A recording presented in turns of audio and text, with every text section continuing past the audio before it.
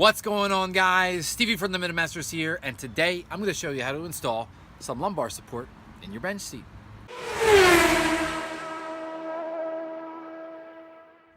So I'm sure some of you are keenly aware that the bench seat, well, it's comfortable and springy, at least in the butt portion, and I guess you could say in the back. There isn't any lumbar support. Now, we know from chiropractors and other medical professionals that you need a certain amount of curvature in your back, which is why a lot of new seats in vehicles have that extra bump out above your back, and they have controls on the side to adjust it further out. Well, you know, in 95 on the XL trim, they weren't thinking about that. So you have a very straight up seat design, and at least something to be desired. So instead of throwing away the bench, throwing away everything, I decided I'd give it a shot and we'll try some lumbar support. So this is a manual one, so it kind of works just like, you know, taking your blood pressure. You just squeeze the thing, you let the air out. A lot of racing seat companies offer this for some of their seats. I know Corbu is one of them, and they do that because you don't want to add extra wiring and the bulk of compressors and other things to run these things. And that was the other thing. So the bench, since you don't have a center console and there's no real like plastication on the side other than this piece here, there's no place to put the switch to operate an electric one. And then of course you got to run all the wires and everything like that. It's a little bit more involved than this guy. So let's get started. So the first thing you're going to do is tip your front bench seat forward here. I might just do this one-handed. Oh, there it goes. Okay, if you weren't already aware, that is what tips this forward. Some people do not know that. Now, another thing I've removed for the ease of this is a lot of times you have a metal cable that holds the top part to the base part, and it actually holds it in a very awkward position. It always makes this thing want to like go back. Well, I've removed that so it can be like this. Then of course, some of you may or may not have this like plastic cardboard piece on the back, but you can remove that and you're exposing the back of the seat.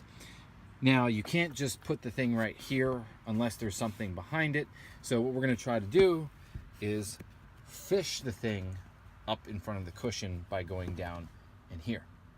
Okay, so let me try this out, bring you guys back. So here we are, guys. The bladder has been inserted.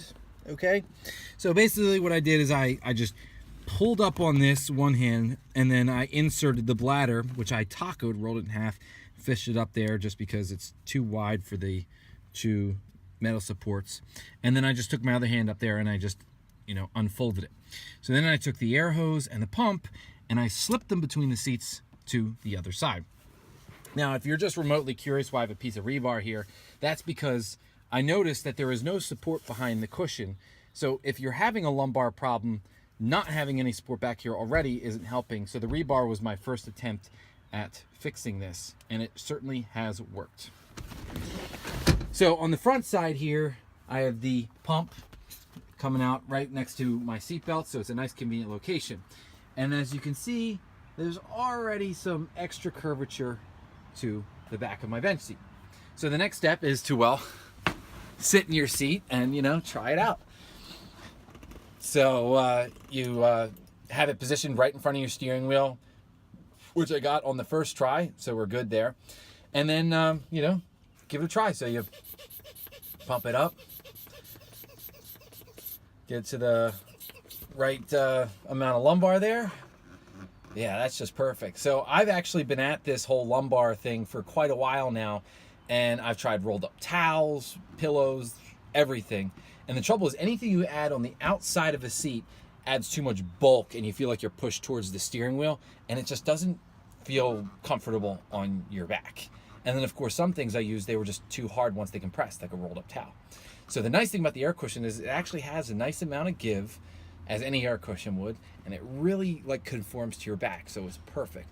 Now of course if you pump it up too much, or you know you're just not needing that much support, right on the air pump here, you actually have this little release valve. So you push in the button and you can probably hear the air coming out right now, and I can feel the cushion getting smaller. So that's all for me, guys. I really hope you enjoy this video. It's just another 5 minutes of me coming home, trying to further improve the comfortableness of my drive. So hit the subscribe icon over here. Check out some of my other videos. I'm Stevie from the Minimasters. Thanks for watching.